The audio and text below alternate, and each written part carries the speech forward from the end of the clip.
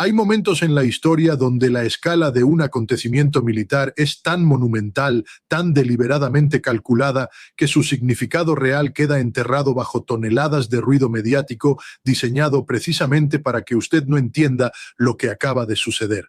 Rusia acaba de lanzar más de 1.500 drones en un solo ataque coordinado contra Ucrania. 1.500. No es un número que sale de la improvisación táctica, no es una respuesta emocional a una provocación aislada. Es el resultado de meses, posiblemente años, de planificación logística, producción industrial acelerada y una evaluación estratégica fría y precisa de las capacidades defensivas del adversario.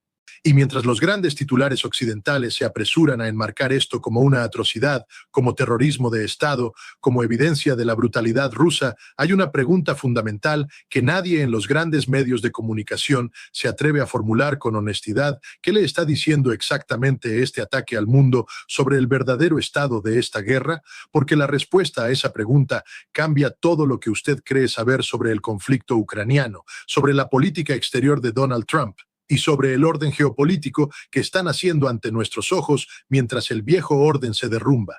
Para entender la magnitud de lo que acaba de ocurrir, hay que retroceder y pensar como un analista de inteligencia, no como un comentarista político que necesita llenar el tiempo al aire con indignación performativa. Un ataque de 1.500 drones no es simplemente un ataque grande. Es una demostración de capacidad industrial sostenida que tiene implicaciones que van mucho más allá del campo de batalla ucraniano. Cuando yo trabajaba en el Cuerpo de Marines y posteriormente como inspector de armamentos de las Naciones Unidas, una de las primeras cosas que aprendí es que la guerra moderna no se gana únicamente en el frente, se gana o se pierde en la línea de producción, en la cadena logística, en la capacidad de un Estado para generar, sostener y proyectar poder militar a una escala que agota al adversario antes de que el adversario pueda agotar a ese Estado. Y lo que Rusia acaba de demostrar con este ataque masivo de drones es que su línea de producción no solamente está funcionando, sino que está funcionando a un ritmo que la inteligencia occidental claramente subestimó o deliberadamente ocultó al público para mantener la narrativa de que las sanciones estaban funcionando y que Rusia estaba al borde del colapso económico y militar. Esa narrativa siempre fue una mentira conveniente, pero una mentira al fin. Y este ataque es la refutación más elocuente de esa mentira que se haya producido en lo que va de este conflicto. Si usted ha llegado hasta aquí en este análisis y siente que finalmente alguien está hablando sin el filtro de la propaganda institucional, le pido que le dé like a este video ahora mismo, porque ese gesto simple le dice al algoritmo que este tipo de análisis, sin adornos, sin agenda partidista, sin el guión aprobado por los think tanks de Washington o Bruselas, merece llegar a más personas que necesitan escuchar la verdad sin maquillaje. Ahora bien, hablemos de Trump, porque la reacción del expresidente y actual presidente ante este ataque de drones es, en sí misma, un documento geopolítico extraordinariamente revelador. Trump no reaccionó con la furia retórica que caracterizó a la administración Biden. No hubo una condena inmediata seguida de un anuncio de nuevos paquetes de ayuda militar. Lo que hubo fue algo mucho más significativo en términos estratégicos, una reacción medida que reconocía la gravedad del ataque, pero que simultáneamente mantenía abierta la puerta a la negociación. Y eso, señoras y señores, es exactamente lo que Rusia necesitaba ver para saber que el cálculo de poder en Washington ha cambiado de manera fundamental. Lo que Washington se niega a calcular es el costo real de 4 años de política de escalada irresponsable. 4 años durante los cuales la administración Biden tomó decisiones sucesivas, cada una más peligrosa que la anterior, bajo la ilusión de que cada nueva entrega de armamento, cada nuevo sistema de misiles, cada nueva autorización para atacar territorio ruso iba a ser la que finalmente doblegara la voluntad de Moscú.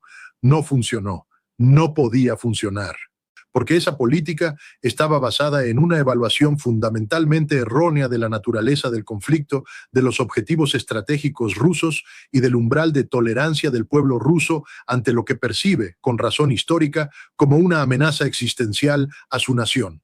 El ataque de 1.500 drones no ocurre en un vacío. Ocurre en el contexto de un frente de batalla donde las fuerzas ucranianas han perdido decenas de miles de soldados, donde la movilización forzada ha creado fisuras sociales profundas dentro de Ucrania, donde la infraestructura energética del país ha sido sistemáticamente degradada durante 2 inviernos consecutivos y donde las reservas de munición de la OTAN están en niveles que los propios generales de la alianza describen en privado como alarmantes. Este no es el contexto de una guerra que Ucrania está ganando. Este es el contexto de una guerra que Ucrania está perdiendo y que Occidente está perdiendo junto a ella, pero que no puede admitir públicamente porque hacerlo significaría reconocer el fracaso catastrófico de 4 años de política exterior basada en wishful thinking y en la arrogancia de creer que el poder económico occidental podía doblar la realidad geopolítica a su voluntad. Y aquí llegamos a la pregunta moral que nadie en los grandes medios quiere formular directamente porque la respuesta es incómoda para todas las partes involucradas. ¿Cuál es la responsabilidad moral de los líderes occidentales que prolongaron este conflicto con promesas de victoria que nunca fueron honestas, sabiendo, como debían saber, que cada mes adicional de guerra significaba decenas de miles de muertos adicionales, ucranios y rusos por igual? Quiero que reflexione sobre eso. Quiero que piense en el peso moral de esa pregunta y que comparta su perspectiva en los comentarios, porque este es exactamente el tipo de debate que la clase política y los medios de comunicación mainstream quieren suprimir y que solamente puede ocurrir cuando personas como usted se niegan a ser espectadores pasivos de la historia. Volvamos al análisis táctico y estratégico del ataque en sí, porque hay dimensiones de este lanzamiento masivo de drones que revelan algo sobre la doctrina militar rusa que es profundamente importante entender. 1.500 drones lanzados en una sola operación coordinada no es solamente una demostración de capacidad numérica, es una demostración de sofisticación doctrinal. La defensa antiaérea funciona por saturación inversa, tiene una capacidad finita de interceptar amenazas simultáneas, y cuando el número de amenazas supera esa capacidad, el sistema colapsa. Rusia ha estudiado meticulosamente las capacidades de los sistemas Patriot, los sistemas NASAMS, los sistemas de defensa de punto que Occidente ha entregado a Ucrania y ha diseñado un enfoque operacional que deliberadamente supera esas capacidades en los momentos y lugares que Moscú elige. Esto significa algo que los analistas occidentales continúan negando por razones que tienen más que ver con la política que con la honestidad intelectual. Rusia tiene la iniciativa en este conflicto. No Ucrania, no la OTAN, Rusia, y la tiene no porque sea moralmente superior, no porque sus objetivos de guerra sean justos o injustos desde una perspectiva abstracta, sino porque ha construido una maquinaria de guerra que está operando dentro de sus capacidades sostenibles, mientras que el lado ucraniano está operando muy por encima de las suyas, dependiendo de una transfusión constante de recursos externos que está empezando a secarse precisamente en el momento más crítico del conflicto. Lo que los estrategas de la OTAN no quisieron admitir nunca es que la guerra de desgaste favorece estructuralmente al actor que tiene la mayor profundidad industrial, la mayor población disponible para la movilización y la mayor tolerancia política interna al costo humano prolongado del conflicto. Rusia tiene las 3 variables a su favor. Ucrania no tiene ninguna de las 3 en niveles comparables. Eso no es un juicio moral, es un análisis de capacidades. Es la diferencia entre lo que uno desea que sea verdad y lo que los datos objetivos indican que es verdad.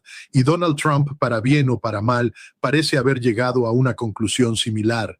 Su instinto de negociador, que tan frecuentemente sus críticos han ridiculizado como ingenuidad o como sumisión a Putin, en realidad refleja una lectura pragmática de la correlación de fuerzas que es mucho más cercana a la realidad que la fantasía de victoria total que vendieron Biden y sus asesores durante 4 años.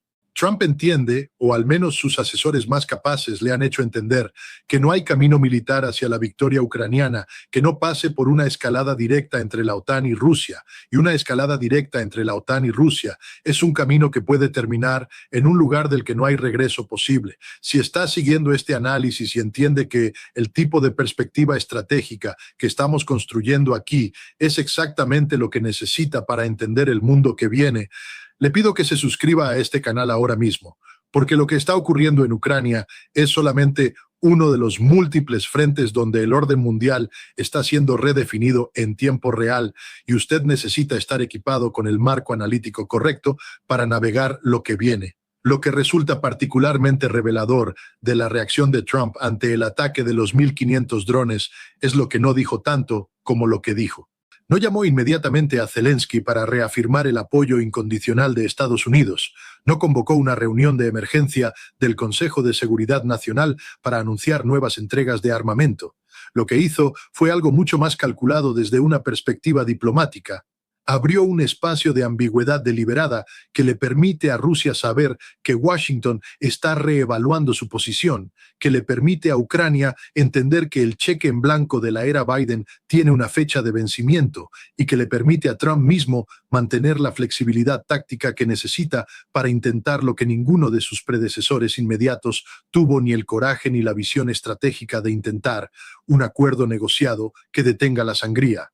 Ahora bien, seamos absolutamente claros sobre algo que los optimistas de la negociación frecuentemente omiten. Un acuerdo negociado en este momento, dado el estado actual del campo de batalla, va a reflejar la realidad militar sobre el terreno. Y la realidad militar sobre el terreno es que Rusia controla una porción significativa del territorio que reconoce internacionalmente como ucraniano y no tiene ningún incentivo para devolver ese territorio en una mesa de negociaciones cuando sus fuerzas militares continúan avanzando, aunque sea lentamente, en múltiples sectores del frente.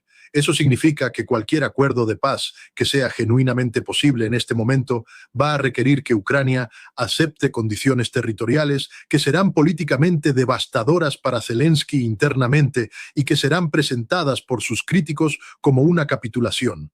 Pero aquí está la dimensión que los moralizadores de salón ignoran sistemáticamente. La alternativa a ese acuerdo imperfecto no es una Ucrania victoriosa recuperando todo su territorio. La alternativa es más muerte, más destrucción, más jóvenes ucranianos enviados a morir en una guerra que ya no pueden ganar por ninguna combinación razonable de recursos y estrategia.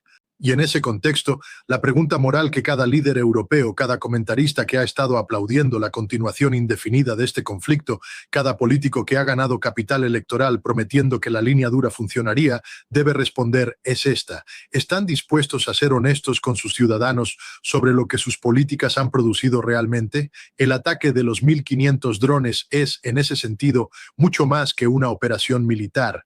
Es una declaración política. Es Rusia diciéndole al mundo, y en particular a Washington bajo la nueva administración Trump, que su capacidad de guerra está intacta, que su voluntad estratégica no ha sido doblegada y que el momento de negociar desde una posición de fortaleza para Moscú es ahora, antes de que cualquier nueva iniciativa occidental pueda cambiar la ecuación sobre el terreno. Es una señal y una presión simultánea. Es la clase de comunicación estratégica que no aparece en los despachos de las agencias noticiosas occidentales, porque requiere leer el conflicto en sus propios términos, en lugar de en los términos que la narrativa oficial de Washington y Bruselas ha construido cuidadosamente durante 4 años. Y ese es al final el fracaso más profundo y más costoso de la política occidental en este conflicto. El fracaso de leer la realidad tal como es, no tal como se desea que sea. Ese fracaso tiene nombres y apellidos, tiene decisiones específicas que se tomaron en momentos específicos y que costaron vidas que podrían haberse salvado si hubiera existido la voluntad política de ser honestos sobre lo que era posible y lo que no lo era. La historia juzgará esas decisiones con la frialdad que el calor del momento no permitió, y ese juicio no va a ser amable con quienes eligieron la narrativa sobre la verdad.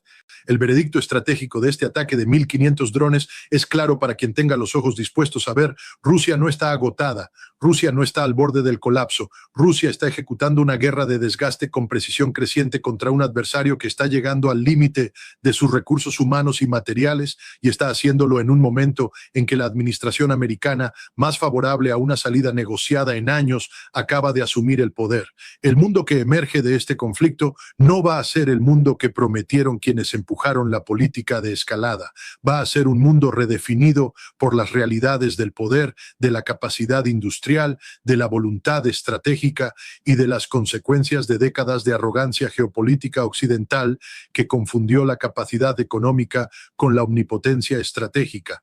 Si este análisis le ha dado herramientas para entender lo que los grandes medios no quieren que entienda, haga una cosa ahora mismo: comparta este video, Compártalo con alguien que todavía está consumiendo la narrativa oficial sin cuestionarla. Compártalo con alguien que merece tener acceso a un análisis, que lo respeta lo suficiente como para decirle la verdad, aunque esa verdad sea incómoda, aunque esa verdad contradiga lo que le han estado diciendo durante 4 años, porque la única manera de romper el monopolio de la desinformación institucional es que personas como usted decidan activamente que la verdad merece circular.